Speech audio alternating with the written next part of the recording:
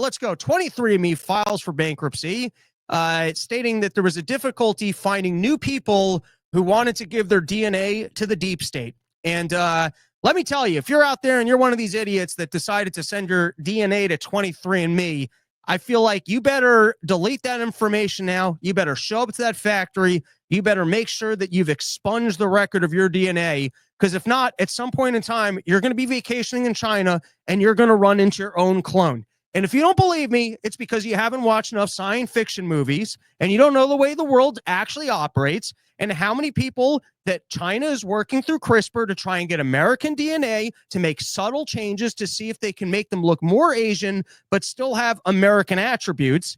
And then they can't kill off those clones because what they need to do is actually release them into the wild and see how they survive, particularly as they continue to release new viruses that they're hoping to get into America to shut down our country once again.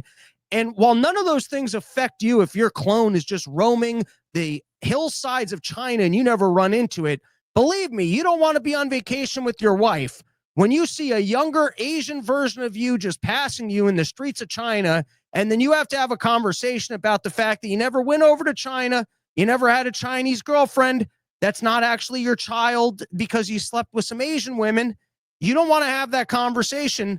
And you don't want to have to be trying to explain the fact that it was actually the 23&Me at one point in time. You thought it'd be fun to find out whether or not your lineage was 1,000% Jewish or maybe 2% black.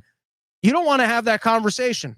So anyways, heed my warning right now that you should do what you can to speak to the people at 23&Me. And you know what 23&Me was for? It was for people that had to go to a party and had no idea what to get the person. And they're like, yeah, maybe that'll be fun. They can look up their DNA. And then a person who at some point in time was so bored at home because they had no life whatsoever, and only people that have no lives throw birthday parties that people as adults have to show up to and then figure out what gift they're going to get for their adult friend. So you deserve this. I just want to say a lot of times horrible things happen to very innocent people, but this is the punishment for people who live such boring, reprehensible lives that they burden their friends with adult birthday parties and they don't have any specific hobbies or interests, so their friends and relatives don't actually know what to purchase them. And so they just go with hey, why don't I give them the DNA testing kit and hope that they were never involved with any crimes that then get linked in the FBI database when it gets sold off to the government. So, listen, you know how many times my dad has been leaked across companies and I get a little letter and they're like, hey, this is Geico. We just want to let you know that someone hacked all of our information and they now have your social security number.